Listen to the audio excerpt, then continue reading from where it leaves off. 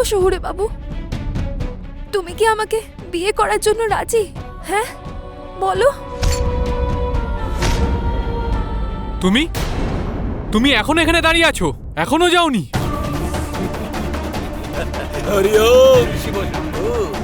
এখান থেকে যাবি কোথায়? বলেছি না, আমি নিজে তোকে বলেছিলাম না, এই পরিবারের মঙ্গলের জন্য আমি প্রতিশ্রুতিবদ্ধ।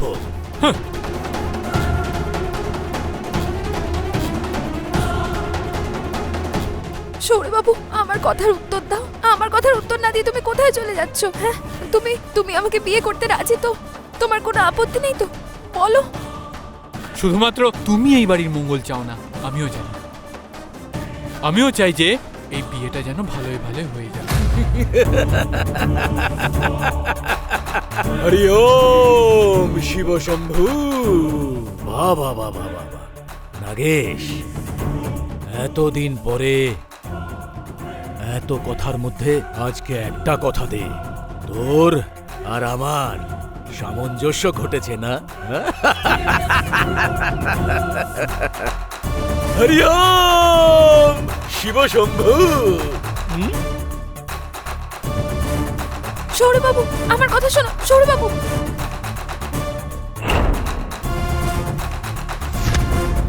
শহুরে বাবু, আমার কথা শোনো। শহুরে বাবু, শহুরে বাবু, শহুরে বাবু, আমার কথা শোনো। শহুরে বাবু, শহুরে বাবু, আমার কথা শোনো। শহুরে বাবু, শহুরে বাবু। ও আমাকে কিছু না বলে চলে গেল কেন? ও কি আমাকে বিয়ে করতে চায় না?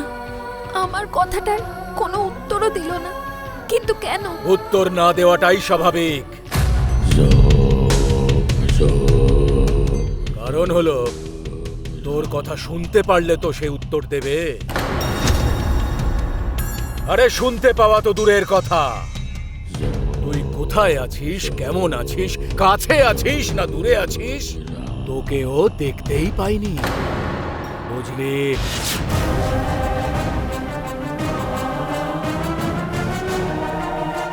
আমাকে দেখতেও পাচ্ছে না ও? কি করে? আমি তোর চোখের সামনে দাঁড়িয়ে তাকে এত সব কথা বলছিলাম, এটা কিভাবে সম্ভব? সম্ভব, কারণ আমার তোর উপরে সন্দেহ ছিল। মনে হয়েছিল কোনো না কোনো সময় তুই গোলমাল করে দিবি, বিভ্রাট করে দিবি তুই। আর সেই জন্য, শুধু সেই জন্যেই তোর অজান্তেই তোর হাতে আমি অভিমন্ত্রিত বিভূতি লেপন করে দিয়েছি।